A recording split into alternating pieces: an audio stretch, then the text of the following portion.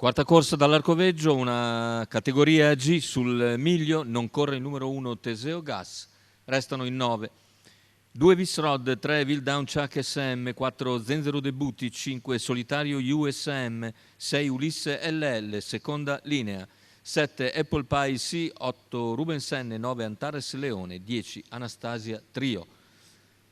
Solitario USM numero 5, il più appoggiato, poi Anastasia Trio che è l'alternativa principale, macchina intanto che stacca in questo momento. Vediamo le fasi di lancio con Zenzero Debuti che veloce scende la corda, all'esterno Solitario USM, più a largo ancora c'è Ulisse LL, si accoda Solitario mentre Ulisse insiste,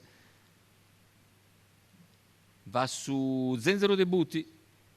Dopo 200 metri in 14,2, Solitario in seconda posizione lungo la corda, Ulisse rimane per il momento all'esterno, cerca di scavarsi un posto alla corda ma lo spazio non c'è perché si era sotto a questo punto Solitario e i 400 se ne vanno in un velocissimo 28,1 con i quali Zenzero Debuti ha messo ben in chiaro le proprie intenzioni, correre al comando.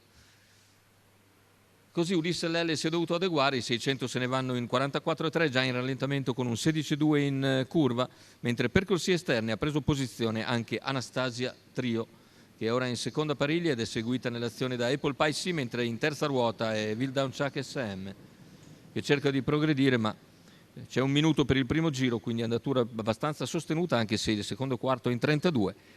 E in vantaggio è sempre Zenzero Debuti nei confronti di Solitario U, Ulisse LL alla corda Visrod in terza posizione.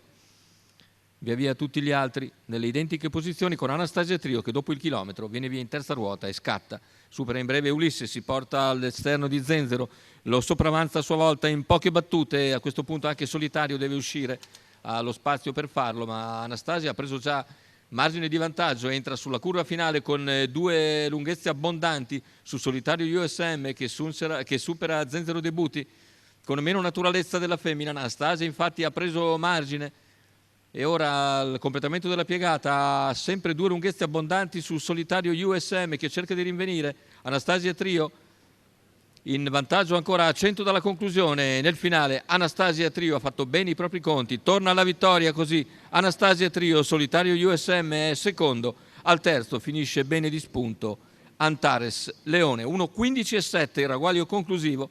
Marco Stefani a segno con Anastasia Trio che mancava da parecchio all'appuntamento con il traguardo, oggi in categoria decisamente alla portata, vince anche piuttosto nettamente, secondo posto per Solitario USM, al terzo Antares Leone. Per quanto riguarda i numeri, quarta Arcoveggio che dice 10, 5, 9.